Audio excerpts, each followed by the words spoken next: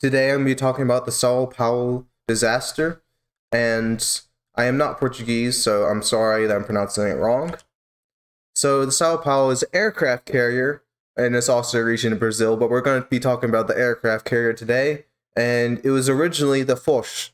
The Foch is an aircraft carrier that was built between 1957 and 1960. It was in the film Crimson Tide, and in the novel, just a little bit in the novel, Red Storm Rising. It was sold in 2000, so it lasted around 40 years, which, how long do aircraft carriers even last? And according to the US Navy, aircraft carriers only last around 50 years.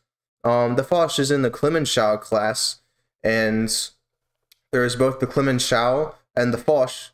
And the Clemenceau was recycled in 2009, in 2010. There's a whole story. It was supposed to be recycled way earlier than that, but that's a different story for another day. So France is trying to get rid of these ships. They don't want them. And luckily for them, Brazil is shopping for a new aircraft carrier. They're looking for hot discounts, changes in the market, and why exactly do they want this aircraft carrier? Well, for one, they want to replace their old aircraft carrier, sorry, I'm not saying that, that was made in 1945, so it'd be about an upgrade of about, 15 years?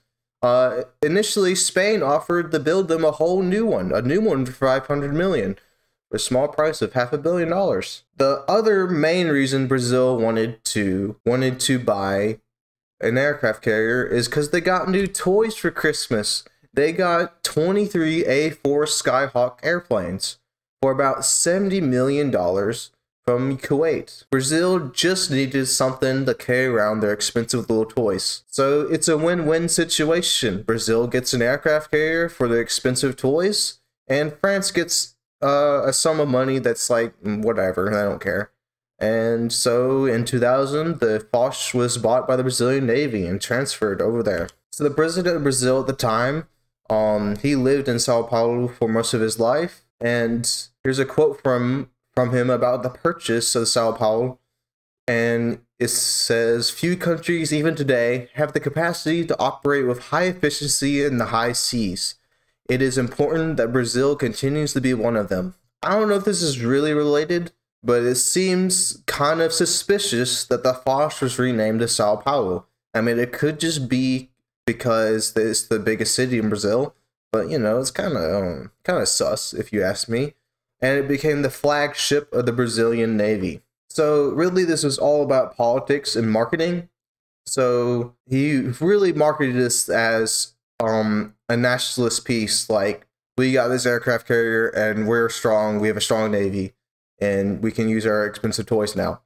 So surely buying this old, cheap aircraft carrier won't lead to any problems whatsoever with this new aircraft, well, I say new, really old aircraft carrier. Surely nothing wrong with the aircraft carrier will happen. So in 2005, the engine exploded.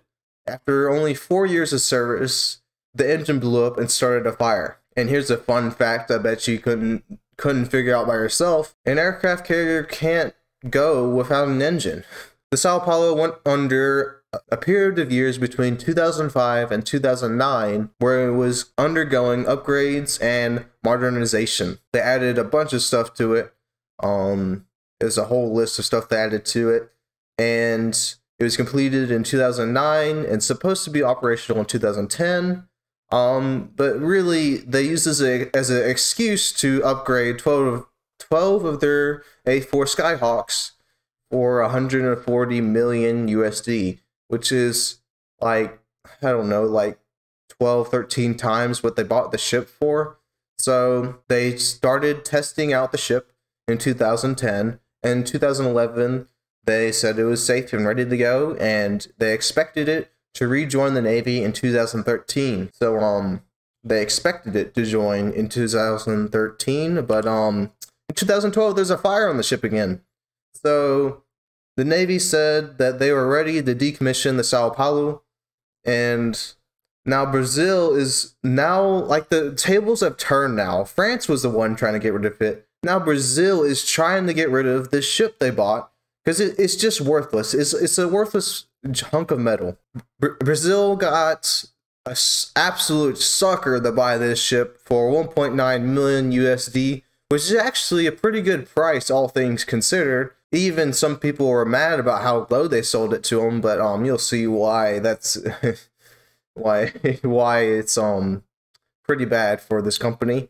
So they bought it for 12 million, Brazil did, and they sold it for 1.9. That's about a 10.1 million USD loss on investment. And usually when you invest in housing and real estate, you want to buy low and sell high. And any third grader could tell you that one, and well, they didn't.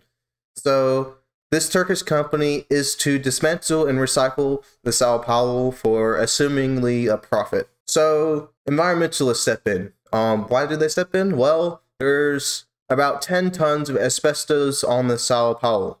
Well, this in itself is not enough to cause such a severe reaction. That number was underreported because they didn't let the surveyor look at all parts of the ship. And, you know, remember the Clemenceau? The Clemenceau had 45 tons of asbestos. How could the Sao Paulo have only 10?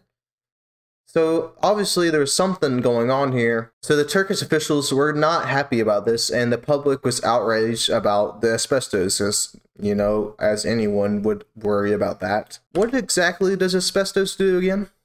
This is just a side note, but we all know it's a carcinogenic compound, but it was also used as a fire retardant. Asbestos is used to prevent fires. The Sao Paulo caught on fire not once, but twice, and the dangerous compound on that ship, asbestos, couldn't prevent them. It's like they could have not used asbestos at all. It's fine. This is a side note. We're going on. So, continuing the environmentalists. So, Sao Paulo was being shipped to Turkey. It crossed the Atlantic and reached the Strait of Gibraltar. And the Turkey said, hell no, you're not going anywhere near our country. And the towing company, MSK, who partnered with the Turkish company to tow it all the way to Turkey, now has to turn all the way back around and go back to Brazil. The Brazilian officials got scared of the environmentalists as well.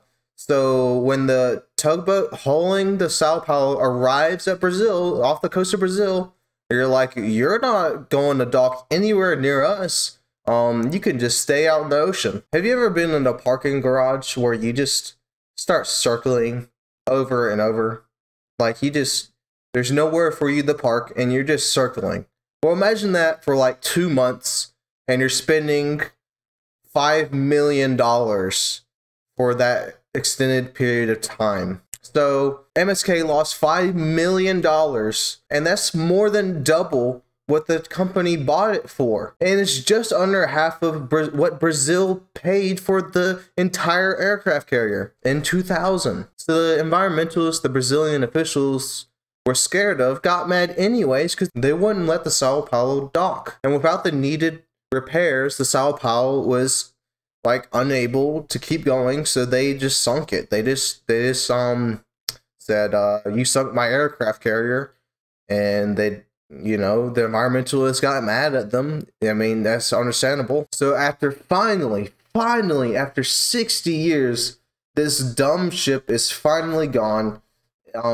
It's absolutely useless at this point. It's finally gone. Not in the best way. Probably in the worst way, actually, but, you know. The sinking of it could lead to damage in the ozone layer, and marine life will probably inevitably be harmed, because that's, you know, how it works. And that's not even mentioning how much money was wasted on this stupid ship. So it could have been refitted as a museum, as an activist wanted, and he has some supporters behind him. I mean, it doesn't make too much sense, but at least the Brazilian government could have actually, you know, made money off of this. I mean, that's just, I feel like they care way too much about the airplanes and not about the ship the airplanes are on. So, that's about it.